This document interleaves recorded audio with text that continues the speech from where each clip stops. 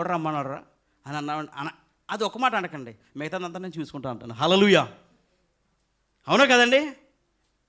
మనం ఉంటాం కదా. ఇప్పుడు చూడండి, ఇక్కడ ఈ దేశంలో ఎలా ఉంటుందంటే, ఆఫీస్ దగ్గరికి వెళ్ళిన తర్వాత అక్కడ సెక్యూరిటీ ఉంటాడండి.